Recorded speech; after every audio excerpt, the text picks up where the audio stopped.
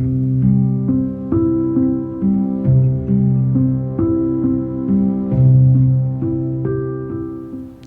recommended first reading for today says it all.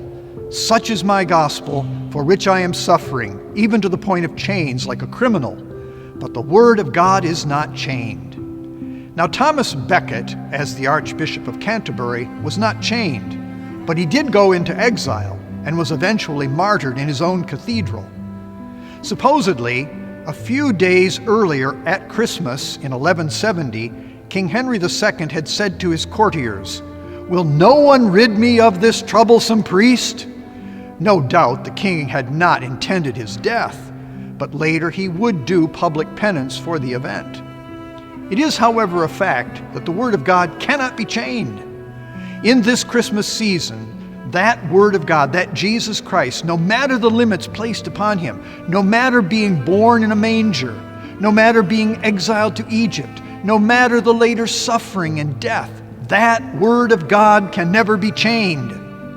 The Word of God seeks not only to be free, but to reign, especially in our hearts and minds. Becket was trying to gain greater freedom for the Church, freedom from the control of the King of England.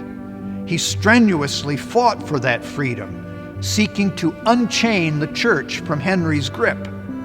His actions, of course, raised the same question many were facing. What belongs to Caesar and what belongs to God? Of course, everything belongs to God. And that is what we celebrate with the inbreaking of the Son of God into our world at Christmas. The world is out there to be redeemed by Jesus' life and death and resurrection, and we are to play a part in that. There is an appropriate role for the autonomy of the state, but that autonomy is never free of the moral obligations which God manifests in nature and in our very beings. This is because the state is comprised of human beings who are obliged to live according to the moral law carved into our hearts. Sisters and brothers, Thomas was a saint, but one with flaws.